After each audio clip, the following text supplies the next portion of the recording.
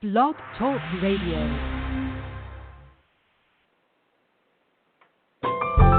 Welcome to Last First Date Radio, featuring interviews with experts in dating, relating, and mating in midlife. And now, here's your host, Sandy Weiner.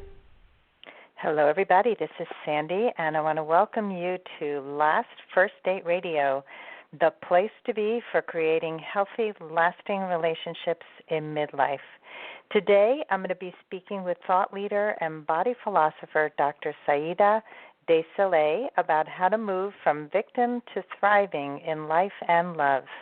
In my 10 years as a life and dating coach, what I know for sure is that if you identify and heal the unhealthy patterns from your past and honor and value all parts of yourself, especially the parts that people told you were too much or not enough, you're going to transform your love life and become the woman of value who attracts in toe-curling epic love.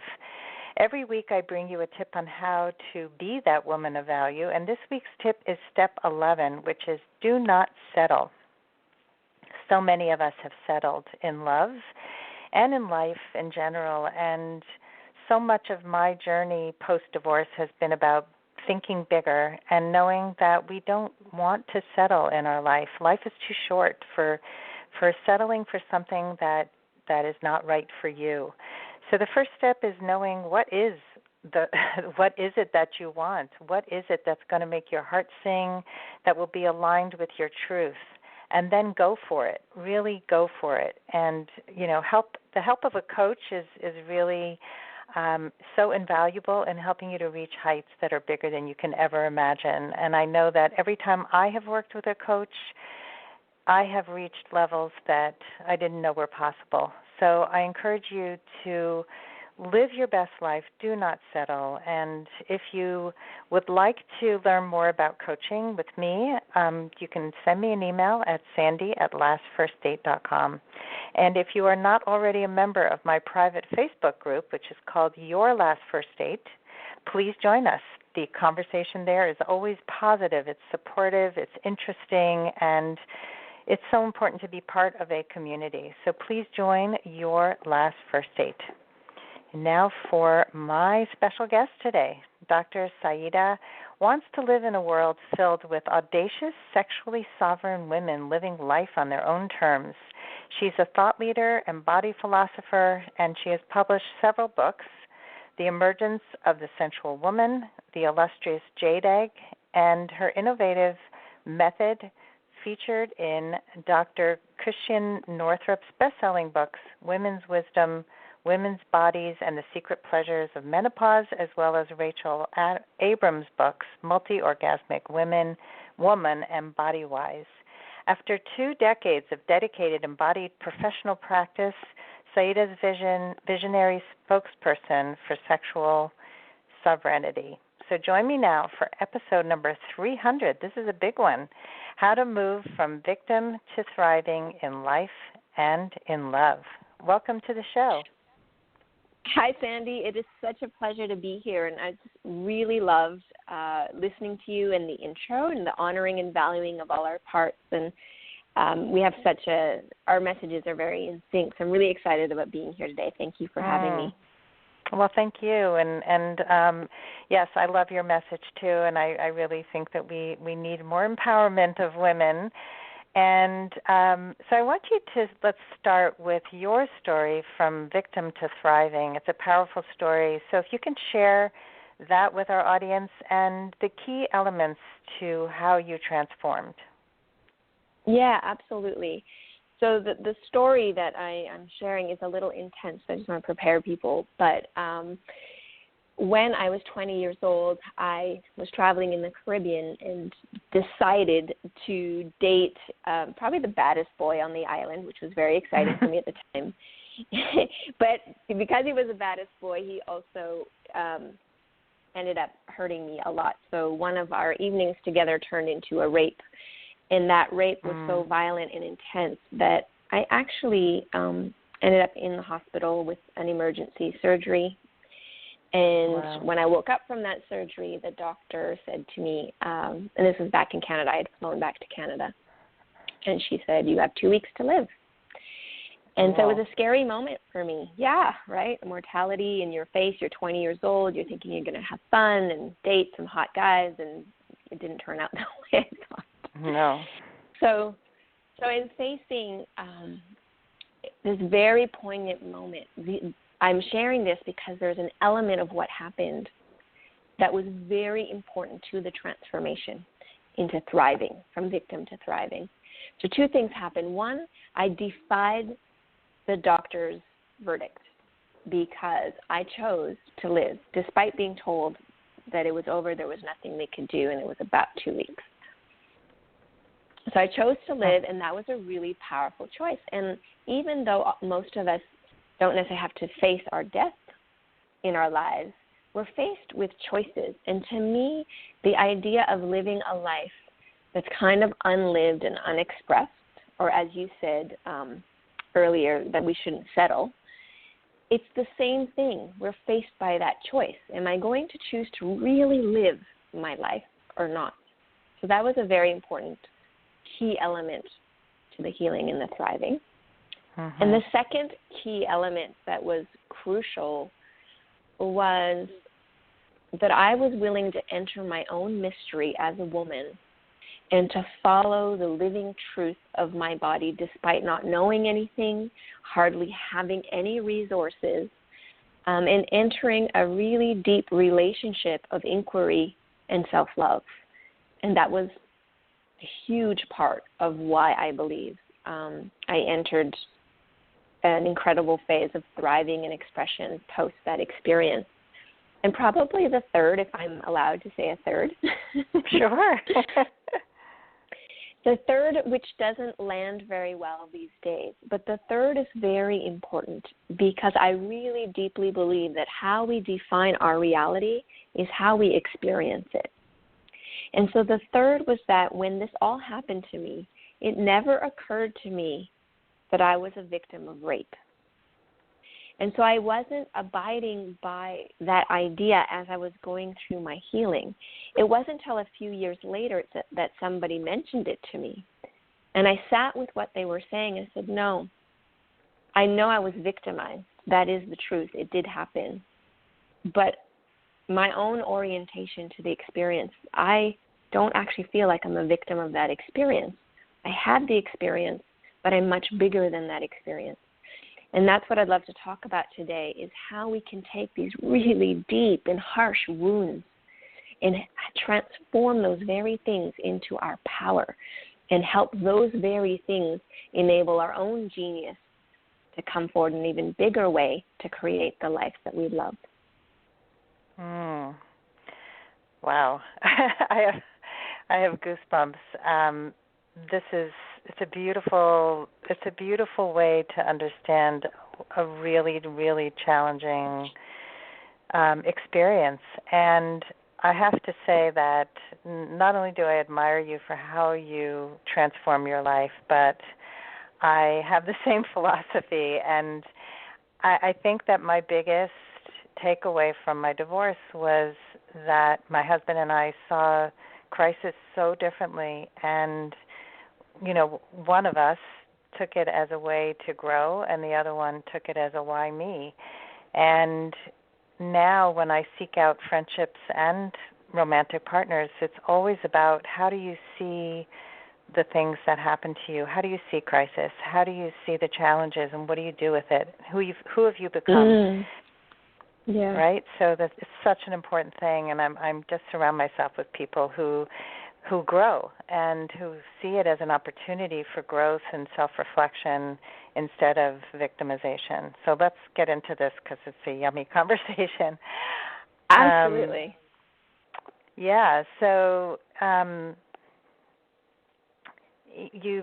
So where would you like to go now with the victim to thriving? Yeah. Because we can talk about so many different aspects. But what would you like to share? Well, one of the things that seems to be very emergent right now that I believe, I have a passion for this, so that's why I believe it, but I believe we need to lean into this and not avoid this conversation. And it's the conversation of what's next. because we are in a climate of rapid change. We're in a climate of deep accountability. We're in a climate where our voices are finally being heard. And what I want us to use when we have the ability to be heard is not only to share the story, because that's so important. If we can come out and share our story, there's something very transformative about that, because it eliminates one of the biggest factors in this, which is shame. Shame will thrive in the darkness. It thrives in isolation. When we share our story with, like you said, the appropriate people, the people who want to grow, who want to see how is this experience actually going to serve me in a greater sense? How is that going to happen? So sharing that story, but the secondary part that I want to say, it's more than just sharing our story. We have to risk sharing what we'd actually love. And Sandy, I'm pretty sure in what you're doing, because you're teaching about dating and love and connection, that it's actually more common for women to tell and share what we don't want and what we can't stand than to actually take the vulnerable and intense risk to reveal our inner heart and go, oh my gosh, this is what I'd love. And it's so scary to say it, but it's really what I'd love. And to go for that. So that's where I'd love to head this conversation. Would love that, yeah. Yeah, I watched a TED Talk many years ago, and I forgot the guy's name. He was from Canada, and he was this very nerdy guy, and the whole thing was based on asking for what you want. So he would get these interviews with big celebrities, and he'd say, how did I get that interview? I asked for it, and it was just, it's really stuck in my head, because so often we want something, but we don't think we deserve it, and we don't ask for it. And so we live a smaller life than we are meant to live. I truly believe that there's so much more that's possible. And that was my wake-up call after my divorce, was when a friend said to me, you have so much more potential than you're living right now. And it was like, whoa, she sees that. I've got to go for it. And so let's talk about, how do we go for it? How do we take a stand for the things that we really want, and even start to uncover them? Because I think you're right. It's scary to say I want this, because what if I don't get it? Yeah, right. It's frightening. But here's the thing: you definitely 100% won't get it if you don't contemplate it and you don't put it out there. You are guaranteed to get it. So I would rather take the risk, the option of the possibility, than predetermining an outcome that I have no control over.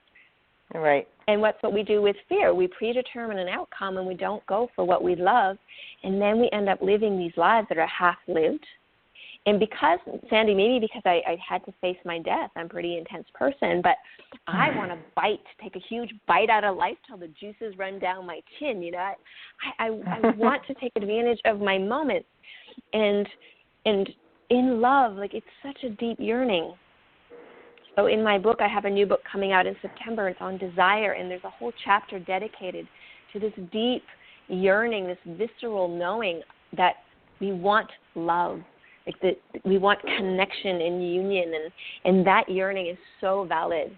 It is incredibly valid. And I loved what you said, do not settle. And so in that exploration, let's talk about that. Let's talk about if we really want love, and sometimes we're in a relationship right now, we're still starved for love.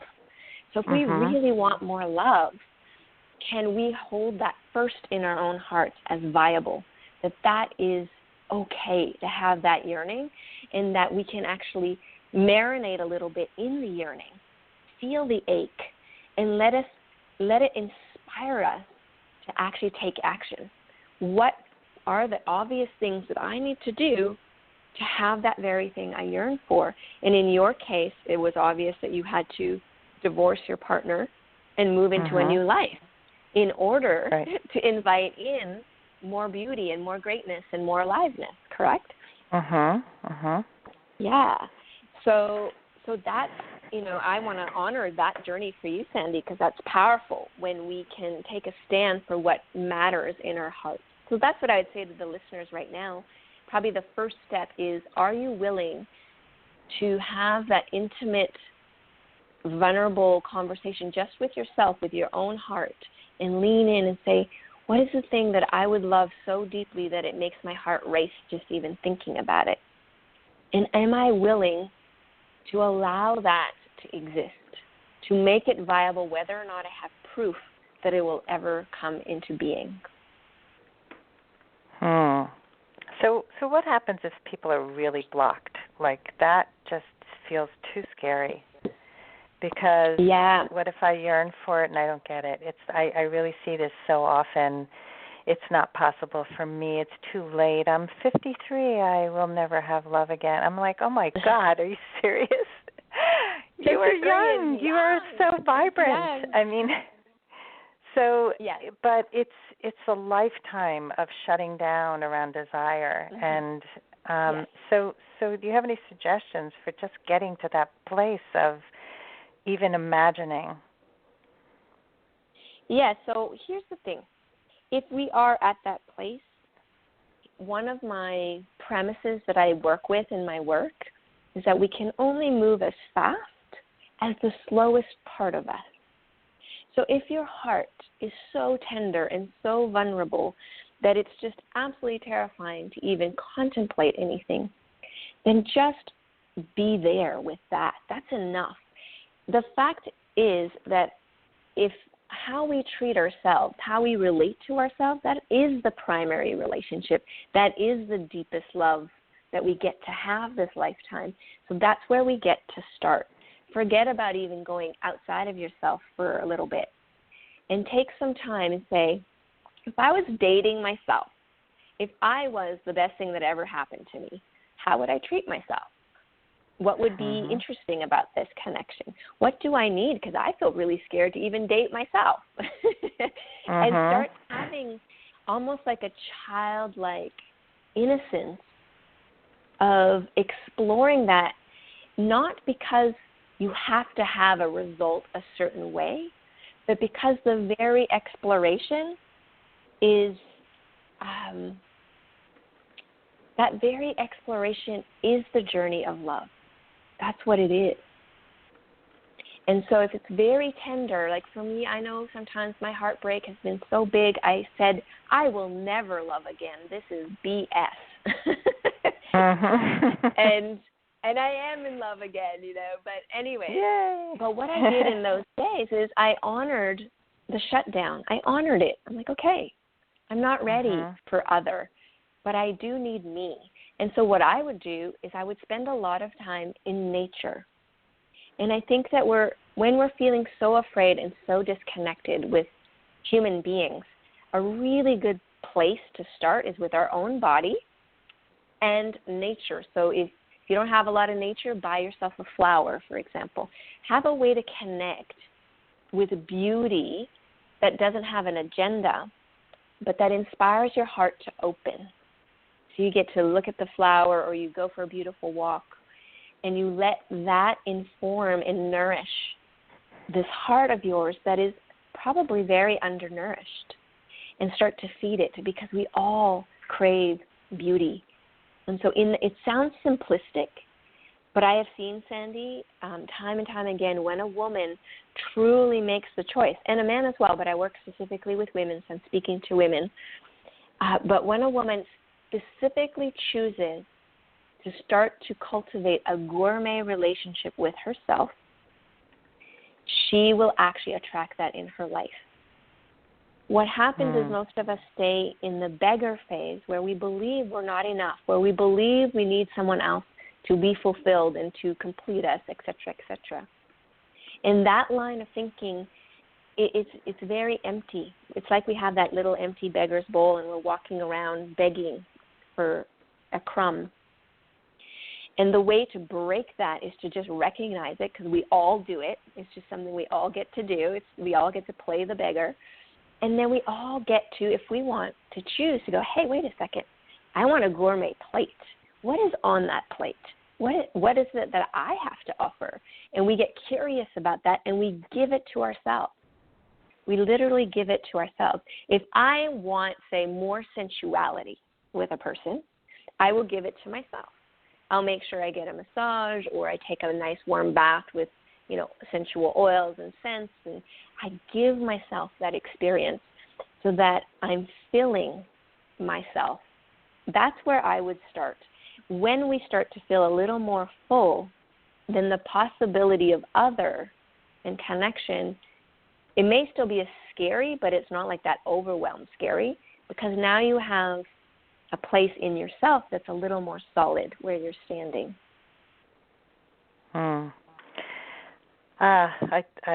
I love this. First of all, your words are so beautiful. You really have such a facility with language and metaphor, and it's just delicious. So thank you for that. Thank you. I love listening to you. I think that we do have to date ourselves. I mean, that is the first step in my process also, and it's really just taking that time and stopping and taking stock of you and giving yourself, because you can't give from an empty cup. You just can't. And that's so much of how I experienced life for so long, with people who were empty and unable to really give from their full heart. And so it's not fun to be around people like that.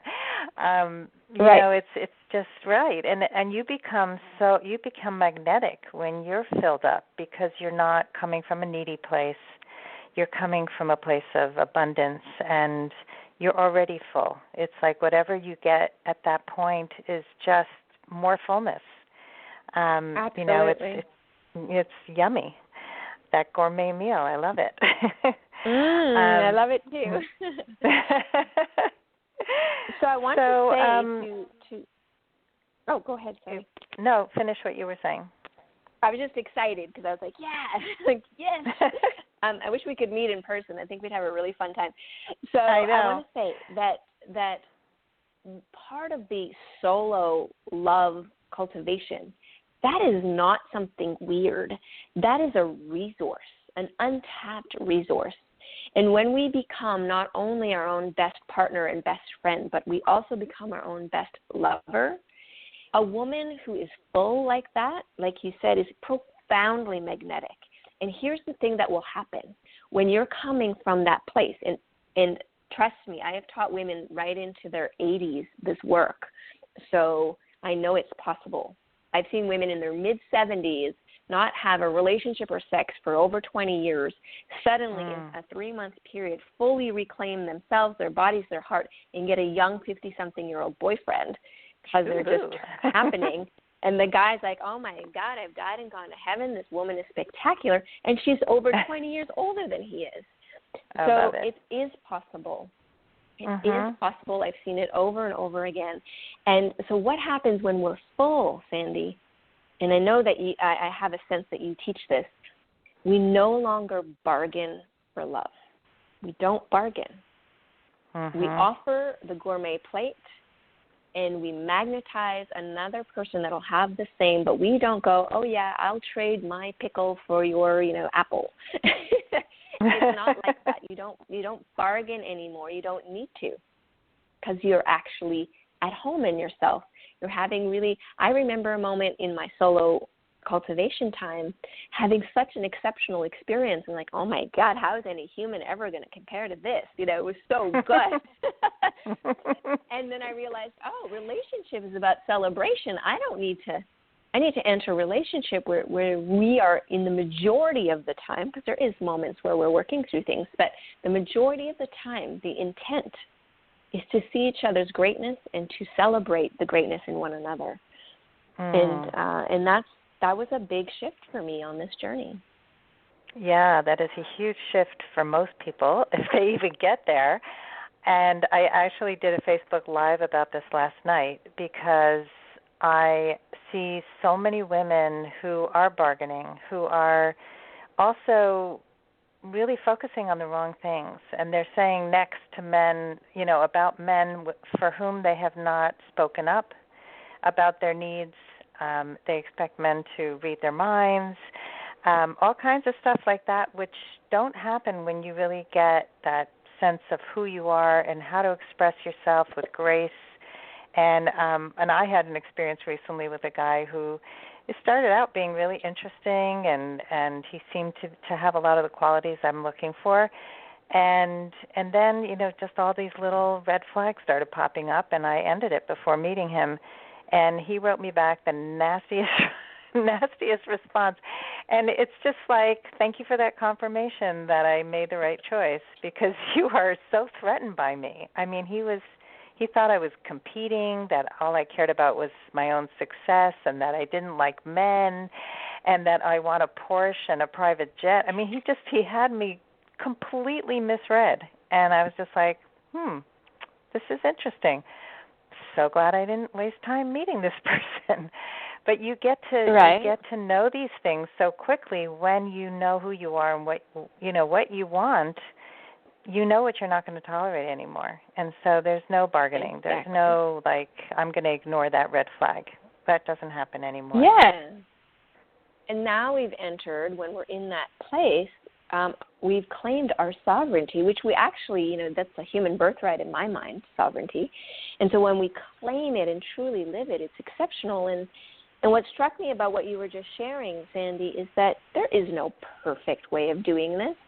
We're always going to have weird mistakes and make these little things. Life is messy. So if we can learn to be messy and enjoy it and stay in integrity with what is our true north for ourselves, then we're actually engaged in a very dynamic human experience. It's true, the integrity piece. So that's the piece where a lot of people do not even know what is their true integrity, what is their true north. And that's why they give up so much for other people without really staying true to who they are. Yes, and it's actually part, for me, the way that I see us evolve is, we start out dependent as children, which makes sense, and in that phase, we get externally validated. We're getting a lot of reflection to understand ourselves. And then in the teenage years, we're still looking external validation, but now we're kind of pushing away and trying to get into this I'm independent phase, right? And there is another evolutionary moment where we realize, actually, I'm interdependent. And in order to be interdependent, I need to self-validate. So I'm not going to push everyone away, because I realize I need relationships to be a human being. And I'm not going to be codependent either. So it's a very important thing where when we engage in loving ourselves, in understanding ourselves, in really, and I believe this starts, Sandy, with a relationship with our bodies. That's a direct relationship. How do we treat our body? That begins there, and then the heart will unveil, and it's a journey. It doesn't happen overnight. There's no quick pill to this, but it does happen purely with a choice. That's why in my story in the beginning, I said choice is important. And we make choices every day. Are we making choices aligned with our wounds, or are we making choices aligned with what we love? And that's really it. And we get to, that's the rudder, that's the compass. Is this choice life-giving, where I feel enhanced and more energy and alive and connected? Or is this choice life-taking, where I start to feel depressed and mad or shut down? And that's it. It's the compass. I love it. I teach something so similar to you. Because so many people connect based on wounds. I mean, this is how I was as a younger, in my 20s, 30s. I would connect to everybody based on our wounds. Oh my God, you had a crazy mother too, and I had this, and all the bad things, because that feels connecting. But when you connect from your higher self, from love, it's so much of a higher vibration. And I think, especially when you're just meeting somebody and you start hearing somebody complaining, it just makes them look like a victim instead of a victor. And, which brings us back to the topic of our conversation today. It's really, we're at choice. We're at choice with the words we say, how we connect to people. And I think even in the energy that's exchanged between two people who are dating, who are meeting and relating, what is the energy? Is the energy life-giving, or is it life-taking? Is it draining you, or is it giving you life? And in every choice that we make. I believe, I've helped clients with this who came from fear to really start coming from a place of love for yourself. The difference between eating a healthy breakfast and saying I'm eating it because I don't want to get fat, or because I'm eating it because I love my body and I value my health. I love myself. There's a huge difference. And so you go around the whole day, and every choice you make, I'm drinking water now to hydrate myself because I love myself. I honor myself. Or I'm drinking because I don't want to pass out. So just that slight difference in how we approach life and moment to moment can really start changing the neural pathways in our brain.